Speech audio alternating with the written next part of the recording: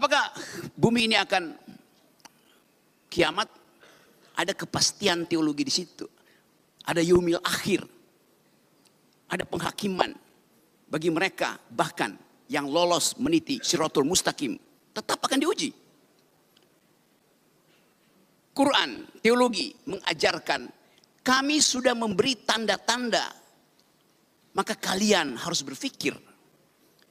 Jadi, Bang Rocky menjelaskan dari aspek sains, saya diminta menjelaskan dari aspek agama. Tapi setengah dari pembahasan saya sudah diambil Bang Rocky.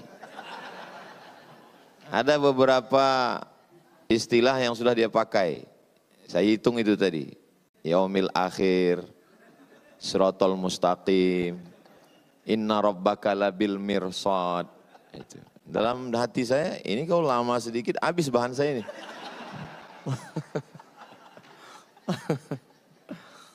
Beberapa kali Allah Subhanahu wa Ta'ala duduk bersama kita dua tokoh dengan dua kutub, satu pemerhati lingkungan, filosof. Sehingga kita akan berbicara Bang Rocky bagaimana manusia dengan alam dan bagaimana filsafatnya kok bisa kita mesti jaga alam Bang Rocky. Kira-kira jaga alam untuk apa gunanya bagi kita dan generasi kita Bang Rocky. Sebelum nanti ditutup pamungkas oleh guru kita Ustaz Abdul Somad, kita dengarkan dulu akal sehat dari Bang Rocky. Sehingga kita jelas alam ini mau diapakan Bang Rocky. Apakah alam ini menjadi manfaat atau mudarat? Bang Rocky yang akan menjelaskan secara sains dan filosof bagaimana memandang alam disampaikan oleh Bang Rocky. Bang Rocky kami persilahkan. Oke. Assalamualaikum warahmatullahi wabarakatuh. Saya antara bingung dan pusing. Bingung karena Polda yang urusannya dengan kriminal untuk menuntun kita masuk di dalam satu perdebatan yang sudah sangat panjang antara teologi dan ekologi. Dan itu membutuhkan kajian, bukan orasi. Saya kasih kajian di Sespim Polri, di Lemhanas. Tadi siapa yang pernah ikut kuliah saya di Lemhanas? Oke. Oh, yang ujung sana tuh. Pak Ino. Satu waktu tahun lalu ya. Oke, saya kasih kuliah di Lemhanas untuk menerangkan global security itu. Human environmental ethics. Subjek-subjek itu ternyata hari-hari ini terhubung dengan keadaan kita di Riau, di Jakarta, di Pakistan, di India, di Eropa. Karena kita mengalami krisis yang sama akhirnya itu. India kirim rudal ke Pakistan. Kita tahu India punya nuklir, Pakistan punya nuklir. Kalau terjadi krisis nuklir dan krisis itu berubah menjadi perang terbuka, pertanyaannya bukan bagaimana stabilitas politik di regional Asia, tapi bagaimana bumi memaafkan kemudaratan manusia. Apa akan dimaafkan oleh bumi? Karena setiap perang nuklir hasilnya adalah MAD, Mutual Assured Destruction. Hancur. Kita coba pahami itu dari perspektif ilmu pengetahuan dan berupaya untuk menuntun ilmu pengetahuan masuk dalam pertanyaan-pertanyaan eskatologis, pertanyaan-pertanyaan teologis yang ayat-ayatnya harus kita tafsirkan hari-hari ini. Tadi dimulai dengan ayat belajarlah dari aturan semesta. Karena itu diperlukan akal untuk memahami aturan semesta. Hal yang sama juga berlaku di dalam kebudayaan Melayu. Alam terkembang jadi guru. Satu kesetaraan epistemik. Quran, teologi mengajarkan kami sudah memberi tanda-tanda, maka kalian harus berpikir.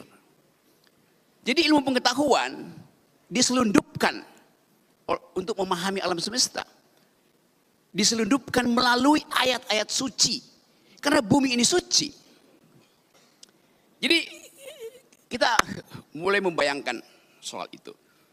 Dalam perspektif antropologi, kita anggap bahwa ya makhluk manusia ini sebetulnya hanya 0,00 sekian detik dari usia alam semesta itu. Usia kita mungkin baru 100 juta tahun yang lalu. Atau bahkan lebih mundur lagi. Karena catatan yang kita ketahui tentang manusia itu hanya ditulis di dalam kitab-kitab suci itu. Quran, Bible, Veda. Jadi kitab suci mencatat kehidupan manusia sekaligus peran manusia di dalam merawat atau merusak alam. Apakah bumi ini akan kiamat? Ada kepastian teologi di situ. Ada yaumil akhir. Ada penghakiman bagi mereka bahkan yang lolos meniti Shiratul Mustaqim tetap akan diuji.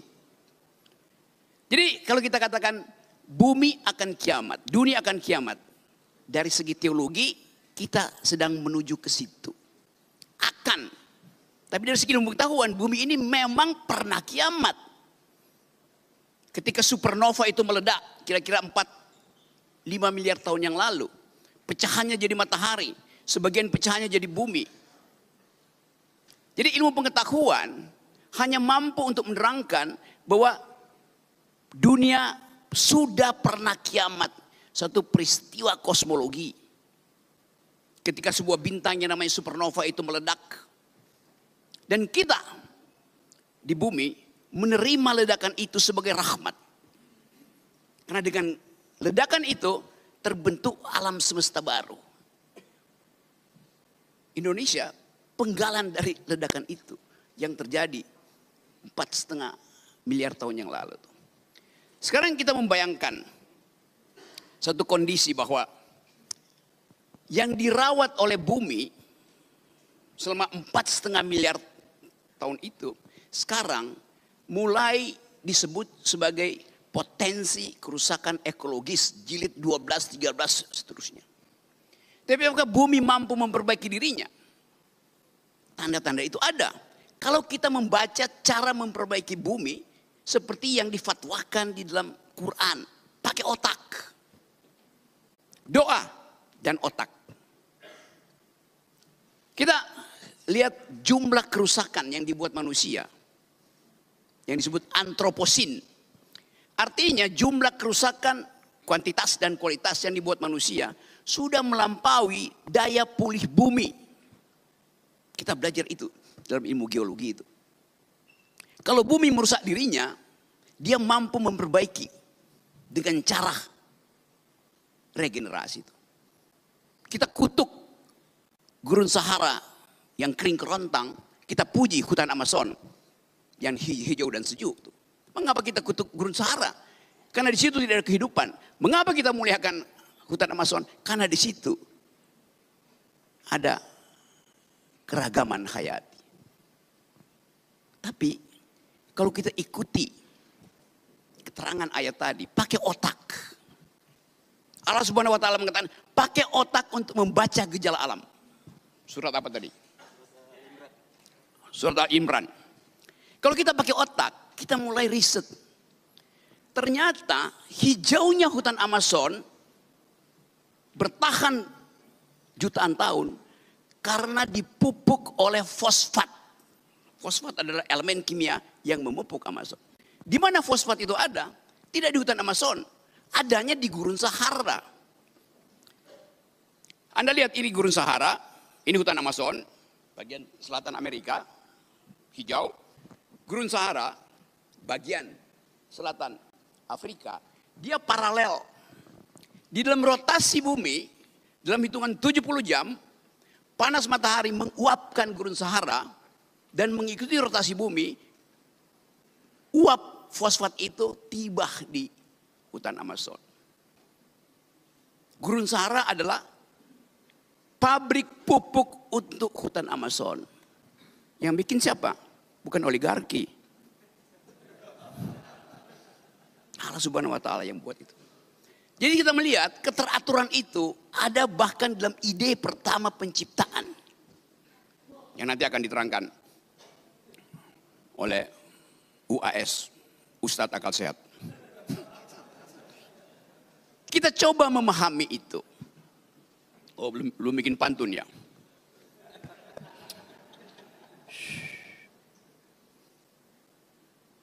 Bumi adalah rahim bagi kehidupan. Karena itu kita dalam bahasa Yunani disebut ibu bumi, Mother Earth, Gaia. Jadi bumi, setiap kali kita bertemu dengan perempuan, kita mengingat ethics of care. Karena hanya perempuan yang menghasilkan apa namanya care bahasa Indonesia itu, kepedulian itu. Laki-laki berpikir secara rasional, lalu dianggap perempuan tidak bisa berpikir secara rasional. Iya, tapi perempuan mampu untuk mendeteksi sesuatu yang tidak bisa dibaca oleh rasionalisme pengetahuan. Perempuan lebih dekat dengan teologi dibandingkan laki-laki. Kepekaan itu ada tuh. Perempuan, oke. Ada gurindam berjumlah 12. Menjadi sumber tuah dan marwah Melayu. Ustadz Somad sungguh berkelas. Karena istrinya Putri Nan Ayu.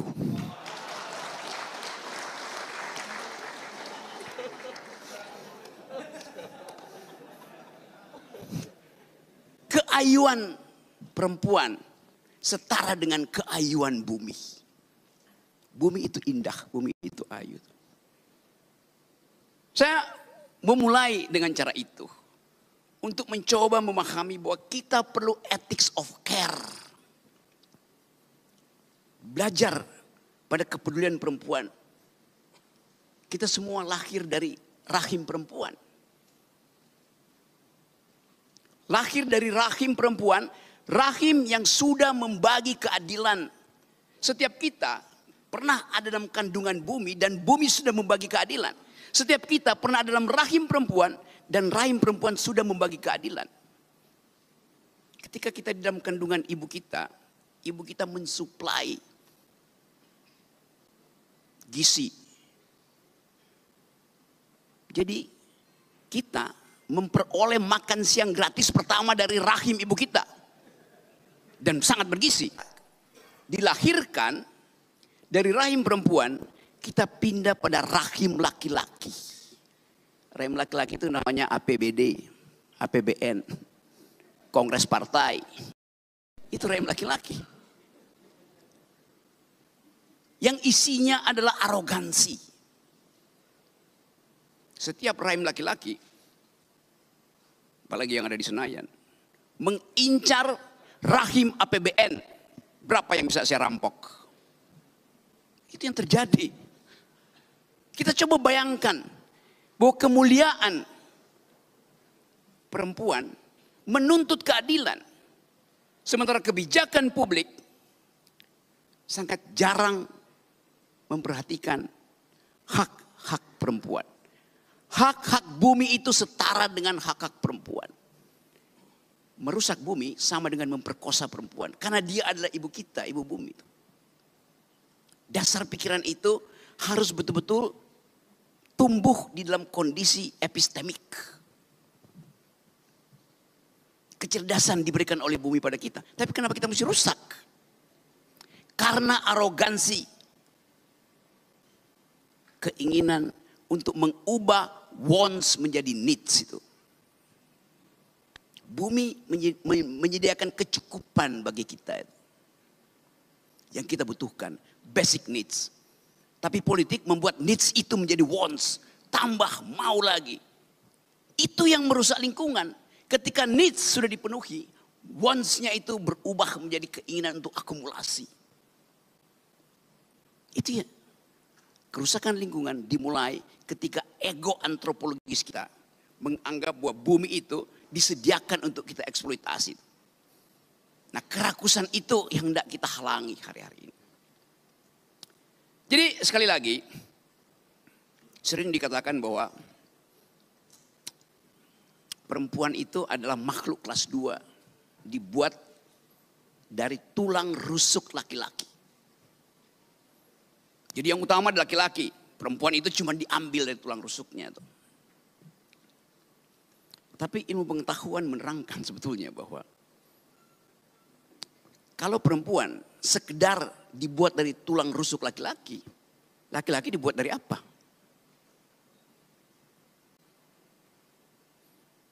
Dari tanah yang diambil dari gorong-gorong. Ya. Mana lebih mulia, tulang rusuk atau tanah liat? Tulang rusuk udah terbentuk kimianya. Kalsiumnya udah cukup. Tapi itu keterangan kita untuk memahami supaya jangan merendahkan perempuan. Yunto jangan merendahkan alam itu. Perempuan akan bilang, iya saya dibuat dari tulang rusuk. Tapi suami saya dibuat dari tanah gambut yang habis terbakar. Kita membayangkan itu. Tetapi sekali lagi, ada persekutuan hari-hari ini antara teologi dan ekologi. Teologi memberi semacam kelegaan batin untuk menghidupkan kembali harapan. Di dalam semua teologi, intinya adalah harapan. Bahwa ada sesuatu yang kita tunggu, suatu kemuliaan. Jadi manusia sedang berupaya untuk memuliakan kembali dirinya, tetapi dengan arogansi. Kalau kita katakan, kami manusia ingin memuliakan alam, maka alam akan katakan, selamat datang kembali. Dan hanya dengan itu kita tahu bahwa semua yang kita perbuat hari ini disaksikan oleh mata yang kita sebut sebagai alam semesta. Alam semesta disaksikan oleh sesuatu yang kita sebut energi eter. Tapi energi itu hanya disebut energi kalau dia menghasilkan keadilan. Bumi ditata dengan prinsip keadilan. Semua yang kita lakukan dibaca oleh ilmu fisika, dibaca oleh ilmu antropologi, dibaca oleh ilmu ekologi. Tapi ada yang tidak bisa kita baca, ilmu teologi. Inna rabbaka labil mirsad.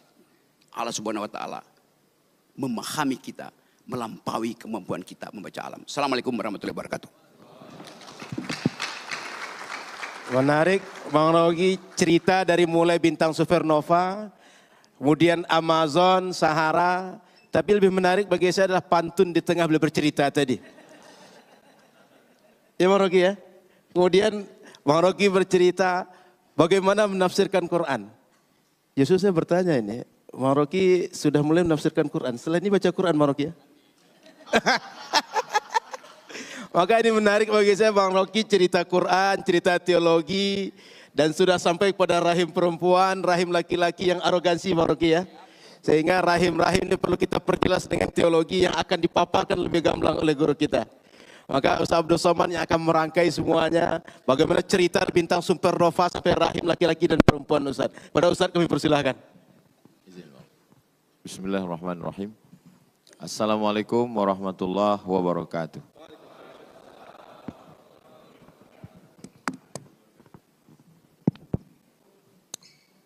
Alhamdulillah, Allahumma salli ala Sayyidina Muhammad wa ala ali Sayyidina Muhammad. Kalau sudah pakai batik, jangan lagi pakai dasi. Kata Bang Rocky, ruangan ini cantik, bagus untuk resepsi.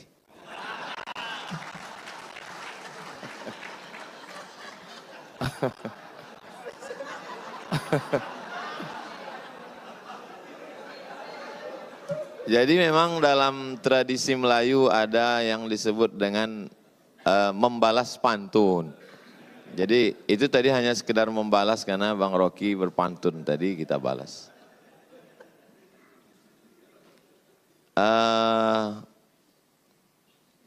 Sudah dibagi ini jatahnya, Bang Rocky menjelaskan dari aspek sains. Saya diminta menjelaskan dari aspek agama. Tapi setengah dari pembahasan saya sudah diambil Bang Rocky. Ada beberapa istilah yang sudah dia pakai. Saya hitung itu tadi. Yaumil akhir, siratal mustaqim, inna rabbaka labil mirsad. Itu. Dalam hati saya, ini kalau lama sedikit habis bahan saya ini.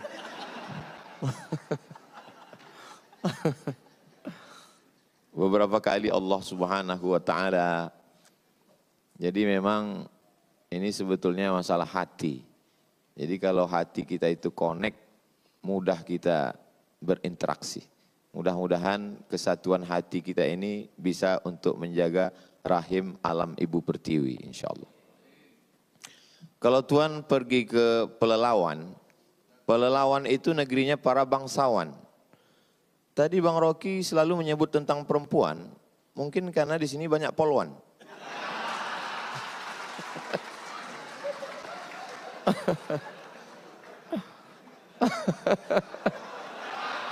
So sweet, so sweet.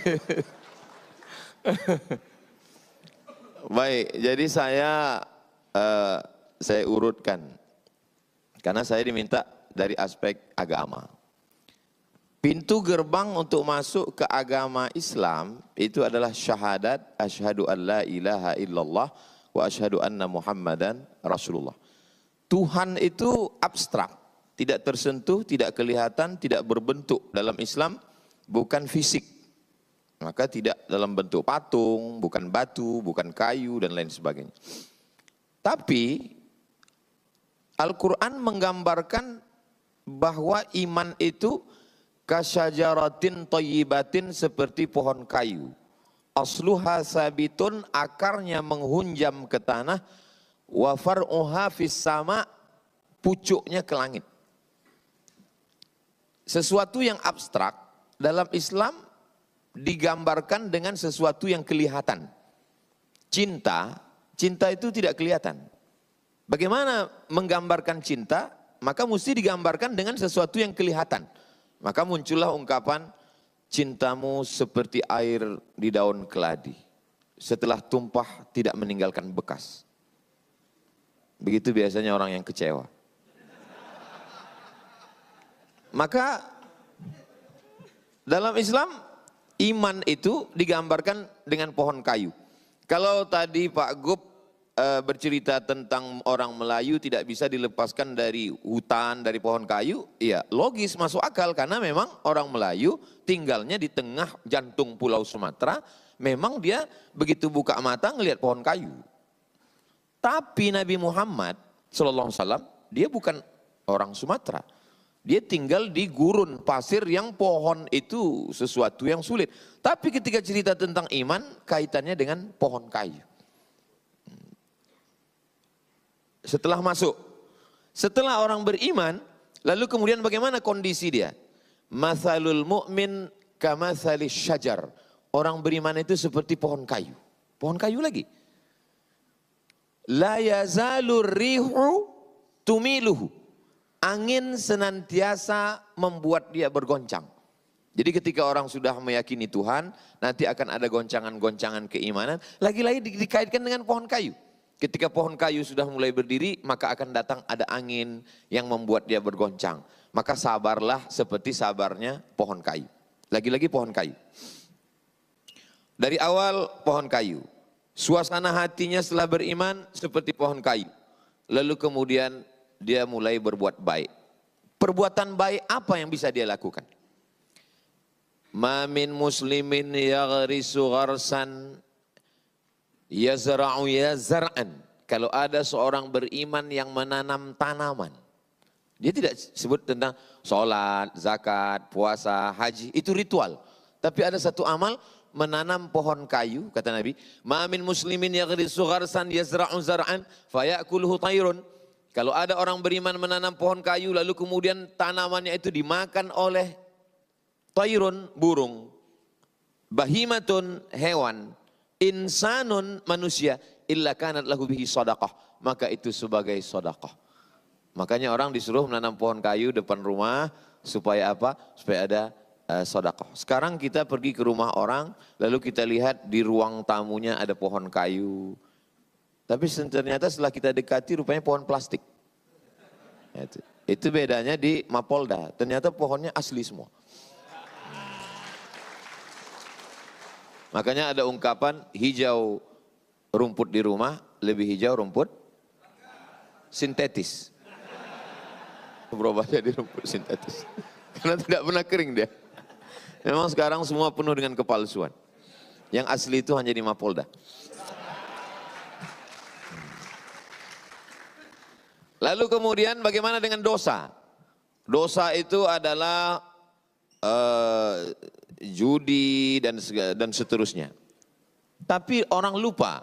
Nabi mengatakan, man qata'a sidratan, siapa yang memotong satu batang pohon sidir. Pohon sidir biasanya tumbuh di tengah gurun pasir, ada unta yang bernaung di bawah, orang musafir dia berhenti sejenak. Siapa yang memotong sebatang pohon sidir, sawwaballahu ra'sahu finnar, maka kepalanya nanti akan disungkurkan ke dalam api neraka. Makanya saya Bang Rocky, sejak dari musim-musim asap dulu, karhutlah, kebakaran hutan dan lahan, tidak pernah sekalipun mau diminta jadi imam sholat istisqa minta hujan. Enggak pernah sekalipun. Kenapa saya tidak mau? Karena yang membakar itu ikut sholat. Jadi bagi mereka kejahatan itu adalah kejahatan ritual. Padahal kejahatan yang lebih fatal adalah membakar hutan, itu kejahatan yang luar biasa. Misalnya saya mau jadi imam sholat istisqa. Pas giliran hujannya nggak turun, yang disalahkan imam. Padahal makmumnya itu salah semua. Alhamdulillah sejak Kapoldanya pencinta pohon-pohonan, ini sudah hujan tidak berhenti turun. Alhamdulillah. Beliau ini Kapolda, ketua polisi dakwah. Lalu kemudian bagaimana dengan pahala? Pahala itu adalah sholat, puasa, haji, zikir, baca Quran, ritual. Ada sisi lain tentang pahala. Idza waqa'at ala ahadikumul qiyamah, kalau kamu sudah mau mati. Wa fi yadihi fasilah, di tanganmu ada bibit korma. Falyaghrisha, tanamkanlah. Kalau kita udah mau mati, untuk apa kita nanam kurma? Kita tidak akan pernah menikmati manis buahnya. Kita tidak akan bisa bernaung di bawah daunnya yang rimbun. Tapi kenapa kita disuruh menanam? Karena kita menanam bukan untuk kita, tapi kita wariskan untuk orang di masa akan datang. Kalau kita dulu mewarisi pohon gaharu, pohon cendana, sudah gaharu cendana pula, sudah tahu betahnya pula. Tapi sekarang apa yang kita akan warisi ke anak cucu kita? Saya masih melihat di dalam hutan Riau, orang Melayu memotong bahan batang pohon cendana gaharu untuk mencari gaharu yang ada di dalam. Sekarang sejauh mata memandang kita masuk ke dalam, tak jumpa cendana, tak jumpa gaharu, yang jumpa brondol sawit. Makanya itu saya simpan Bang Rocky, Pak Kapolda, Pak Wakapolda, Pak Gub, sahabat-sahabat semua. Di rumah ada saya simpan, ini batang gaharu, ini gaharu saya simpan, itu ada satu lemari khusus gaharu saja. Supaya saya bisa bercerita ke anak-anak saya, dulu di hutan ini ada namanya pohon gaharu dan inilah dia. Kalau ditanya mana dia sekarang, dia nasibnya sudah sama macam dinosaurus Jurassic Park. Sudah tidak ada lagi wujudnya. Jadi memang menanam adalah bagian daripada amal soleh. Selalunya amal jariah itu adalah sodakoh. Tapi dipandang dari lain, ketika kita sedang menanam, maka sesungguhnya kita sedang mengalirkan amal jariah yang mengalir. Makanya tidak boleh mencabut tanaman di atas kuburan.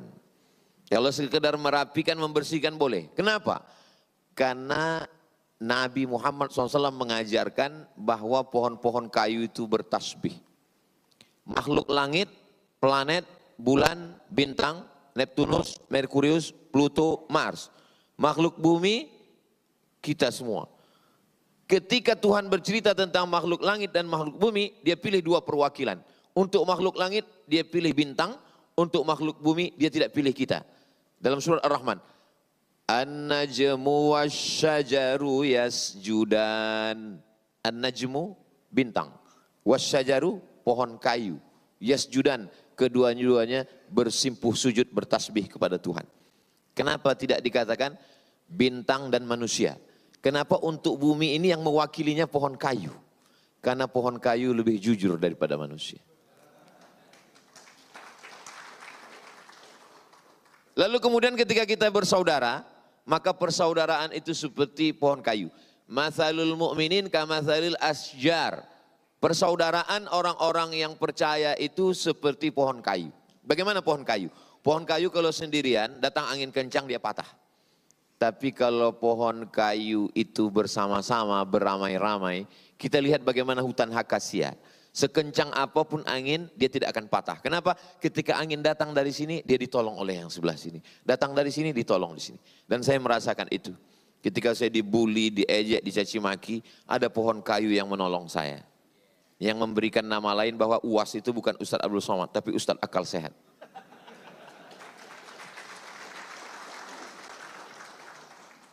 Lalu kemudian susah saya untuk fokus ini. Memang cantik pohon kaktus ditanam di tengah taman. Memang susah kita untuk fokus kalau kita belum sarapan.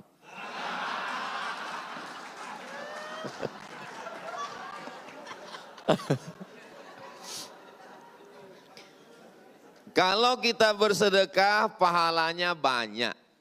Ya, namanya banyak itu kan unlimited. Banyaknya berapa Ustadz? 1000, 100, 200. Lihat bagaimana Allah ingin menggambarkan kita tentang banyak. Mathalul ladzina yunfiquna amwalahum fi sabilillahi kamathali habbah. Orang yang berbuat sedekah seperti menanam satu biji. Ambatat sab'a sanabil. Satu biji ini akan menumbuhkan 7 cabang. Wa fi kulli sumbulatin mi'atu habbah. Dalam satu cabang ada 100. Satu biji pecah keluar 7 cabang. Satu cabang ada 100, 200, 300, 400, 500, 600, 700. Maka disebut dengan sab'atu mi'ati dha'fin, 700 cabang. Lagi-lagi pohon kayu. Makanya Nabi Muhammad bukan pohon mawar yang tumbuh di tanah yang subur. Kalau ada tanah yang subur mengeluarkan mawar, biasa. Tapi kalau gurun pasir kering kerontang mengeluarkan mawar, itu baru luar biasa. Seandainya Nabi Muhammad itu lahir di sungai Nil, lalu kemudian ibadahnya banyak menggunakan air. Wuduknya air, mandinya air. Biasa, karena dia tinggal di tengah sungai. Tapi dia tinggal di tengah alam yang susah mendapatkan air. Seandainya Nabi Muhammad itu tinggalnya di Pulau Sumatera, di Pulau Amazon, lalu kemudian di hutan hujan yang rimbun, lalu dia banyak bercerita tentang pohon kayu, biasa. Tapi ketika dia orang gurun pasir, Arab Badui, bercerita tentang pohon kayu, itu salah satu bukti bahwa omongannya itu bukan berdasarkan lingkungannya, tapi itu datang dari Allah. Wa ma yantiqu 'anil hawa, dia tidak bicara mengikut hawa nafsunya, bukan pikirannya. In huwa illa wahyun yuha, tapi datangnya dari Allah Subhanahu wa taala. Saya ketika membaca itu menambah keyakinan saya, oh ini bukan dari lingkungannya, karena itu bukan tempat tinggal dia. Yang dia bicarakan itu adalah sesuatu yang di luar dari tempat tinggal dia. Jadi kalau hari ini kita sebagai orang Melayu, sebagai orang Sumatera, kita masih ada kesempatan untuk menjaga Riau, khususnya Bumi Lancang Kuning ini dengan program-program penghijauan, penanaman. Tidak bisa hanya sekedar dengan slogan, mesti action nyata. Maka saya kira tidak hanya dari pihak kepolisian, semua departemen, dinas, kehutanan. Dulu banyak saya lihat beberapa baleho di kantor-kantor, one man, one tree. Satu orang, satu tanaman. Ada satu Bapak KUA, Kepala Kantor Menteri Agama juga begitu. Kami langsung action Pak Ustadz. Yang nikah bawa 1 pohon, yang cerai 2 pohon. Jadi memang mesti action nyata. Dan insya Allah kalau ini kita amalkan, kita bisa melihat Riau hijau kembali dan alam sehat kembali. Sehingga rahim Ibu Pertiwi ini melahirkan oksigen yang positif dan kita bisa hidup nyaman, tentram. Dan kita semuanya menjadi orang-orang yang dari aspek agama menjaga lingkungan. La yabulanna ahadukum fil ma'id daim la yajri. Tidak boleh, tidak boleh kencing di air yang tidak mengalir. Karena akan ada orang yang mengambil air untuk minum, akan ada orang yang untuk berwudu, Tidak boleh kencing di air yang tidak mengalir. Kalau di air yang tidak mengalir saja tidak boleh dibuang limbah pribadi, apalagi limbah pabrik yang dibuang tidak hanya mematikan sungai, tidak hanya mematikan ikan, tapi sampai cucu cicit ikan itu mati. Dulu mereka memancing, dulu mereka hanya menangkap, sekarang disetrum, dibakar, dihancurkan. Makanya dalam Quran dikatakan zaharal fasadu fil barri wal bahri. Kerusakan sudah terlihat fil barri di daratan, wal bahri di lautan, bima kasabat aydin nas, akibat tangan manusia. Sejahat-jahatnya gajah, dia hanya bisa mencabut pucuk sawit paling 5. Sejahat-jahatnya badak, dia paling bisa menanduk 1 pohon kayu. Tapi manusia, dia tidak pakai kampak. Dia tidak pakai tanduk, dia tidak pakai cula. Dia cukup dengan tanda tangannya habis 600.000 hektar. Dengan ujung jarinya. Lalu tangan yang sudah menghancurkan hutan itu dipakai untuk mengangkat kepada Tuhan.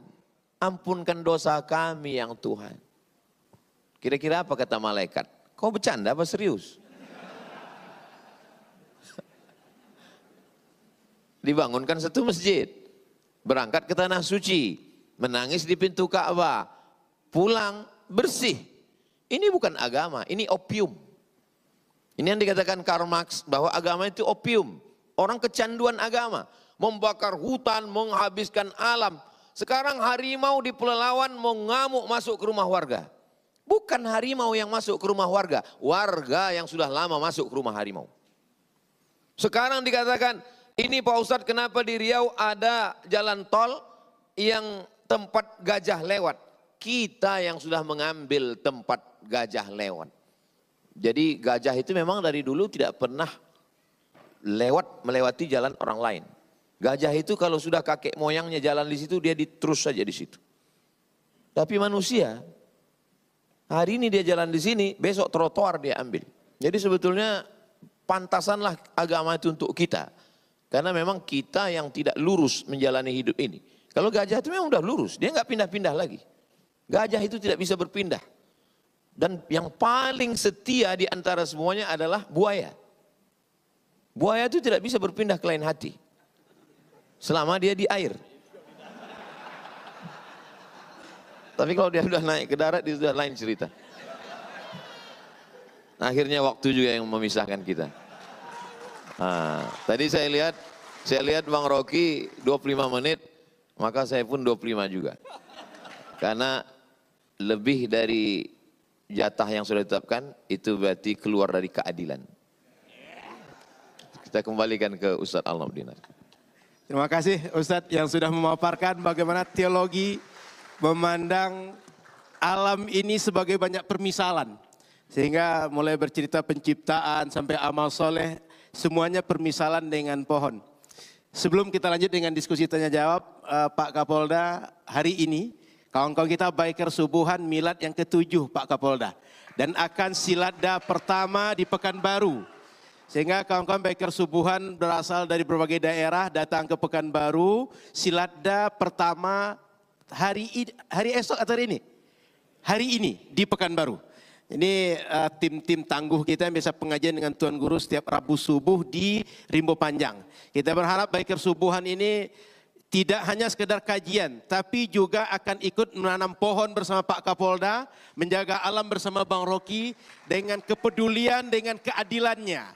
Sehingga rahim Ibu Pertiwi ini tidak menimbulkan banyak toksik yang banyak merusak tapi banyak manfaat. Seperti yang dipaparkan Bung Rocky dengan keilmuan dan teologi oleh guru kita bersama Ustaz Abdul Somad.